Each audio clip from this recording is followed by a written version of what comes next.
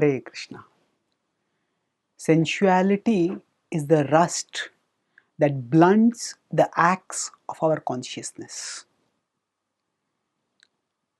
Suppose a woodcutter is going to cut some trees, and if the axe is blunt, the woodcutter can't cut effectively.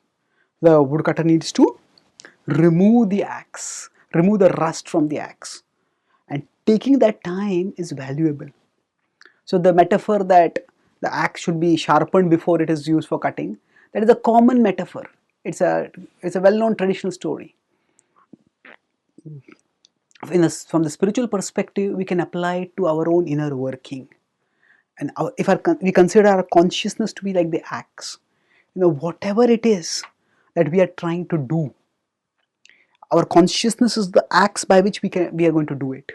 If we are facing a problem, how do we deal with it?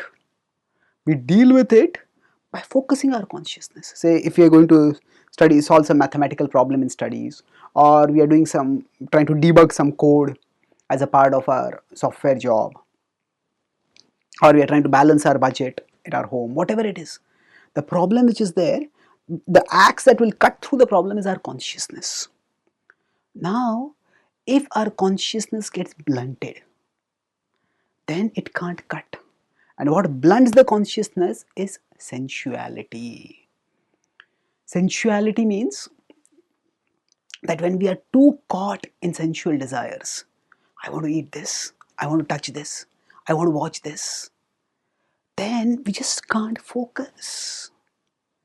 So if a student is trying to solve a maths problem and is thinking, maybe there's this match going on, maybe there's this movie over there, maybe I can just watch that, then that student will not be able to study. So rather than trying to study over there while thinking about that match and not focusing, if at that time the rust can be removed. Removing the rust means reminding ourselves of what is truly important in our life. That comes by scriptural study. Without that, Krishna says, when we live simply, sensually, what is the result? In 3.16 he states, Evam pravartitam chakram nanuvartayati hayah aghayurindriya ramo mogham partha sajivati. So this is one who doesn't understand the higher purpose of life, one who doesn't live in harmony with life's higher realities.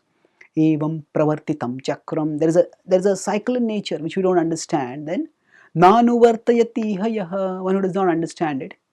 Aghayur indriya ramo. Aghayur, that person lives sinfully. Indriya ramo, seeking only sensual pleasures, delighting in sensual pleasures. Then what happens? Mogham partha sajivati. Mogham. Such a person lives in vain. They cannot achieve anything worthwhile. Mogha. So, if we want to avoid such futile living, if we don't want our life to get wasted in futility, then we need to focus. And to focus, we need the conviction to focus. That's why when we study scripture seriously, we are reminded that life is meant for something much bigger and better than petty temporary sensual pleasures. That the sensual pleasures, they promise pleasure, but in the end, the pleasure passes away and then all that remains is trouble. That in seeking these pleasures, we are basically living very ordinary lives, pursuing that which all creatures are pursuing. And we are missing out on the unique blessing that the evolved human consciousness has to offer for us. So by understanding this, by understanding these options, we can actually move upwards, rise towards higher spiritual consciousness. And by rising towards higher spiritual consciousness, we can clear the rust from our consciousness. Once we are spiritually determined, then whatever it is we are to do, with the rust of sensuality removed, we can focus and do it much better.